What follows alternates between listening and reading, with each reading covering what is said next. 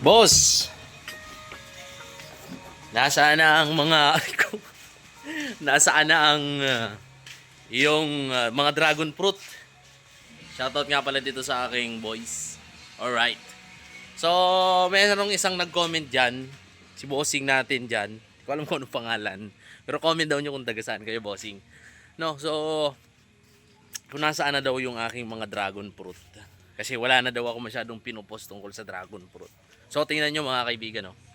Iyan, no? Iyan, no? So, kung mapapansin nyo, nandito na po yung aking dragon fruit, no? Ito, oh. Ayun na po ang aking mga dragon fruit. Poste na lang ang natira. Ayan, oh. Ginawa ko na lang pang bako dito sa aking nursery. Ayan, so mga kaibigan, no? Mga ka-farmers, ayan, yung aking naging parang step up dito sa ating farm is nag-venture ako dito sa nursery, no, sa seedling business. Ito mga kaibigan, yan, itong mga seedlings na yan. So bakit ako venture sa ganitong business? Kasi di ba nakilala nyo ako sa pagtatanim ng dragon fruit. Okay, so nag-shift ako sa seedling business.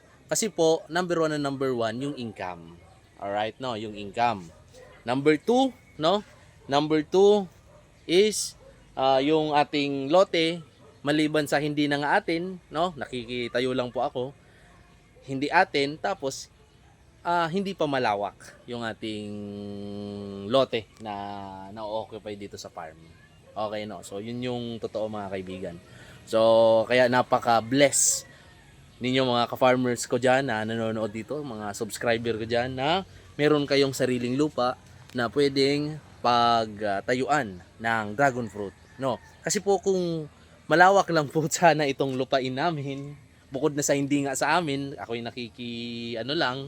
nakiki-occupy lang, is bukod sa maliit na, yun nga, hindi pa amin.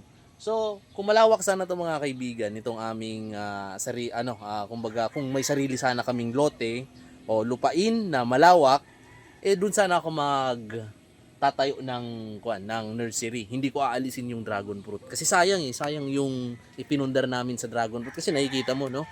Yun, no? Yan, no? Yan. Itong mga poste na yan, no? Alam nyo naman kung magkano yung gastos dyan, no? So, simento, yung bakal, yung labor, lahat-lahat. So, kaya nag-decide ako na alisin na lang yung dragon fruit. Kasi nga po is, yung in terms of income, talagang malaki yung income po dito sa seedling business. Sa dragon fruit naman, okay sana. Kaso, ang problema lang namin, nagkaka-income lang kami kapag may bunga.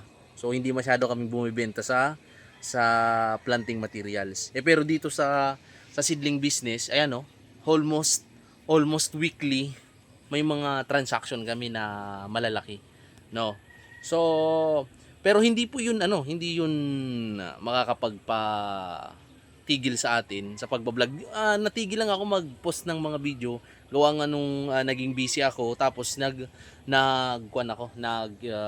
nag-focus muna ako sa health ko kasi nung time na nakilala nyo ako na nagbablog ako, siguro pa nga ako nun siopaw pa yung mukha ko. So lagi ako nun masakit yung batok, yung ulo kasi kulang nga sa exercise. So ang ginawa ko, in-stop ko lahat na kung anong ginagawa ko, and then nag-focus ako sa pag-improve ng health ko. Basta ibang kwento naman yun. Basta yun lang, sana nasagot ko yung katanungan mo, aking bossing dyan na nagtatanong kung bakit nasa na yung dragon fruit. Pero hindi tayo titigil sa pag-upload ng mga agricultural or informational about sa farming, no, na mga videos. Yun lang. So, pero in the future, pag naka-acquire tayo ng lupain, lupain sa paso, lupain sa timba, sa kuko, yan. No, mga kaibigan, no.